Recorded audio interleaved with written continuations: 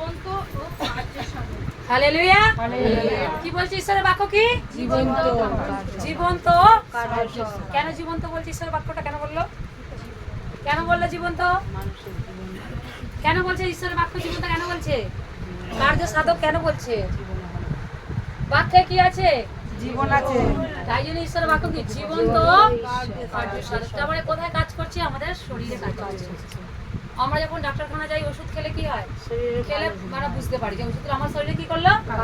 কখন বুঝতে পারি? যখন আমার শরীরে ব্যথাটা কি হয়ে যায়, সুন্দর হয়ে যায়। কমে যায়, তখনই বুঝতে পারি না মানে যে আমার শরীরে ব্যথাটা কমেছে, মানে কি ওষুধটা কাজ করছে। তেমন বলছে ঈশ্বরের বাক্য জীবন্ত কার্য সাধক।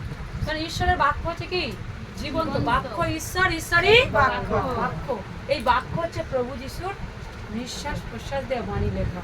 কোনো মানুষ এমন নয়। তাই জন্য এই বাক্য কি জীবন্ত ও কার্য সাধক। মানে আমাদের জীবনে ঈশ্বর বাক্য দ্বারা কি করছেন? আশীর্বাদ করছেন, কাজ করছেন। তাই তো এতজন বলতে পারলাম না? পারলাম না যে কার সুগার থেকে, মানে দিদিভাই সুগার বললেন, চোখ বললেন, দিদিভাই কি বললেন, মানে যেটা থাইরয়েড বললেন। হালেলুয়া। মোকলাদির হাজবেন্ড অত বড় সাক্ষী দিলেন। দাদার শ্বাসকষ্ট, এই দিদিভাই এতগুলো মানে সাক্ষীর স্বামী থেকে, সন্তান থেকে। ওনার সন্তান কি ছিল? একটা পায়ের টিউমার ছিল, মাথায় ঘা ছিল, মানে ওরা অনেক ব্যবস্থায় করেছে। হ্যাঁ, আর সেখানে ঈশ্বরের বাক্য আমাদের জীবনে কি হলো? কাজ করলো। তাই ঈশ্বরের বাক্য, সেই জন্যই বলছে ঈশ্বরের বাক্য জীবন্ত সাধক সাধক এবং সমস্ত দ্বিধার খর্গ অপেক্ষা তীক্ষ্ণ হুম এবং প্রাণ ও আত্মা গ্রন্থি ও মর্ম, হুম। এই সকলের বিভেদ পর্যন্ত মর্মভেদী। হালেলুয়া। হালেলুয়া। বাক্য আমাদের কত কি প্রভৃতি ঈশ্বরের বাক্য জীবন্ত, তাই তো? কারণ ঈশ্বরের বাক্য জীবন্ত ও কার্য সাধক এবং সমস্ত দ্বিধার খর্গ অপেক্ষা তীক্ষ্ণ এবং প্রাণ ও আত্মা।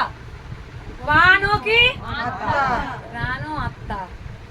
কার কি বাক্য প্রয়োগ করছে? প্রাণ। আমাদের শরীরে প্রাণ আছে না নেই? প্রাণও আছে, আবার কার আত্মা আছে? ঈশ্বরের আত্মা। নিজের একটা আত্মা আছে, তার সাথে ঈশ্বরের কি আত্মা বসে? আত্মা গ্রন্থি ও মোর্চা। গ্রন্থি মোর্চা কোনটা বলা হয়? এই যে শরীরের সব জয়েন্ট জায়গা আছে না নেই? গ্রন্থি ও মোর্চা। তারপর বলছে, বলো, এই সকলের বিভেদ পর্যন্ত মর্মভেদী। এই সমস্ত কি বিভেদ পদে কি মর্মভেদী। হালেলুয়া। হালেলুয়া। যেখানে তোমার মাথার ভিতর থেকে এই পায়ের নখ পর্যন্ত, মানে তার মানে নিচেটা পর্যন্ত যেটা যাই থাক, ঈশ্বরে যখন প্রেয়ার করবো সেখান থেকে সেই শয়তানকে সেই বাক্য দ্বারা কি করবেন? তিনি বিনাশ করবেন। সেখানে কি করবেন? এই মাথা থেকে পায়ের নখ পর্যন্ত ঈশ্বরের বাক্য কি করবে? প্রয়োগ করবে, কাজ করবে। আবার কি তারপর বলছে? এবং এই সকলের বিভেদ পর্যন্ত মর্মভেদী হ্যাঁ। এবং হৃদয়ের চিন্তা ও বিবেচনা সূক্ষ্ম বিচার। হালেলুয়া। তাহলে হৃদয় কি করে বলছে? চিন্তাটাকেও দূর করে দেয় বাক্য। হালেলুয়া। দূর করে দেবে না? দেবে না? ভয় পাচ্ছে, কি করব? ভয় লুকিয়ে পড়বো? ঈশ্বরের বাক্য আছে, বলছে ভয় করো না, সাহস করো, আমি তোমার কি আছি? সঙ্গে আছি। সঙ্গে আছে। ঈশ্বর বাক্য লাগাও। তাই জন্য এখানে বাক্য বলছে, বলছে কি এবং হৃদয়ের সমস্ত চিন্তা কি করেন? বিচারক করেন, দূর করে দেয়, যায় না? বলছে কিভাবে, কোথায় যাব, কি করব? ঈশ্বরের বাক্যকে কাজে লাগাও। ঈশ্বর বাক্য যাচ্ছা করে দেওয়া যাবে, অন্বেষণ করো পাইবে, দ্বারে আঘাত করো তোমার জন্য দ্বার খুলে দেওয়া যাবে। যে কেউ যাচ্ছা করে সে গ্রহণ করে, যে অন্বেষণ করে সে পায়, যে দ্বারে আঘাত করে তার জন্য দ্বার খুলে দেওয়া যাবে। Hallelujah, amen. অন্বেষণ মানে ঈশ্বরকে খোঁজা, অন্বেষণ করবে ঈশ্বরের কাছে যাওয়া, অন্বেষণ করে তুমি যাচ্ছা করো। যাচ্ছা করো মানে চাইতে হবে কার কাছে? ঈশ্বরের কাছে। হালেলুয়া। আমার কিছু প্রয়োজন, আমি যদি চাই তবে আমাকে দেবে। কেউ নাহলে এমনি দেবে? মনে বুঝে কেউ দেবে? নিজের মাও দেবে না, বাবাও দেবে না। মায়ের পেটে হলে মা দেবে?